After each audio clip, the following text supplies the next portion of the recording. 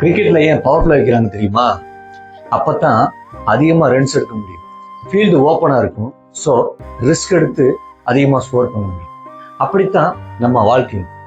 S, இந்த video கிரிக்கெட்டை பத்தினது இல்லை, நம்ம வாழ்க்கையை பத்தினது. இந்த வீடியோ நீங்க 20s இருந்தாலும், எபவ் 30 இருந்தாலும், 35+ இருந்தாலும் இந்த வீடியோ உங்களுக்கான தெளிவை கொடுக்கும். உங்களுக்கான அந்த குழப்பமான மனநிலையை கொஞ்சம் டெலிட் பண்ணும். நம்ம வாழ்க்கைக்கும் பவர் பிளே இருக்கு. ஆனா அந்த டைம் எந்த டைம் தெரியுமா? 20s இருந்து 30 ஏஜுக்குள்ள இருக்கிறது தான் நம்ம வாழ்க்கைக்கான பவர் பிளே டைம்.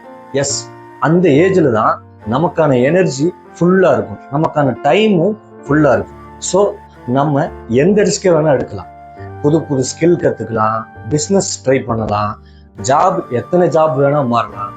தோத்துக்கிட்டே இருந்தாலும் திரும்ப திரும்ப ஸ்டார்ட் பண்றதுக்கான எனர்ஜியும் டைமும் நம்ம கிட்ட ஃபுல்லா இருக்கும்.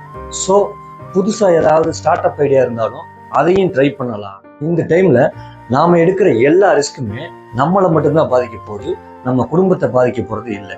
ஏன்னா நம்ம யங் ஏஜ்லயே அந்த ரிஸ்கை ஸ்டார்ட் பண்ண போறோம். ஸோ யங் ஏஜ்லயே முடிஞ்ச அளவுக்கு உங்க ஆப்பர்ச்சுனிட்டி யூஸ் பண்ண பாருங்க. ரிஸ்க் எடுக்கிறதுக்கு கொஞ்சம் கூட பயப்படாதீங்க. சம்பளத்துல ஒரு பகுதியை ஃபர்ஸ்ட் இன்வெஸ்ட் பண்றதுக்கு பழகுங்க, அதுக்கப்புறம் செலவு பண்ணிக்கலாம். ஹெல்த்தை சரியா பில்ட் பண்ணுங்க, உங்க வெல்த்தையும் நல்லா பில்ட் பண்ணுங்க.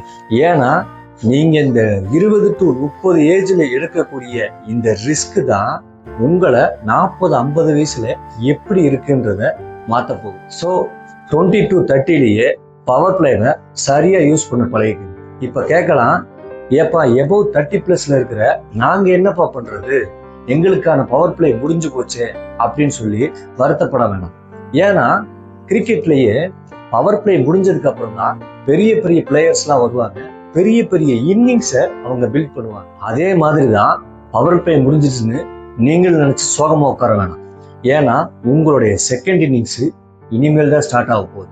பெரிய இன்னிங்ஸ் பில்ட் பண்ற இந்த நேரத்துல உங்களுக்கான ஹெல்த்தை நல்லா பார்த்துக்குங்க, உங்க ஃபேமிலிக்கான இன்சூரன்ஸ் ஃபர்ஸ்ட் எடுத்து வச்சுக்கோங்க, செலவுகளை கம்மி பண்ணி உங்க மணியை நல்லா இன்வெஸ்ட் பண்ண கத்துக்குங்க. 20s இருந்ததை விட 30s நீங்க நிறைய எக்ஸ்பீரியன்ஸ் பண்ணியிருப்பீங்க, அதை கொஞ்சம் கொஞ்சமா யூட்டிலைஸ் பண்ண பாருங்க. இதுல இருந்து நான் என்ன சொல்ல வரேன்னா, 20s இருக்கிறவங்க உங்க பவர் பிளேவை மிஸ் பண்ணவே பண்ணாதீங்க. அதே மாதிரி 30+ இருக்கிறவங்க ஐயோ நமக்கான பவர் பிளே முடிஞ்சிருச்சு அப்படின்னு வருத்தப்பட வேண்டாம். ஏன்னா மிகப்பெரிய இன்னிங்ஸே இனிமேல் தான் உங்களுக்கு ஆரம்பிக்க போகுது.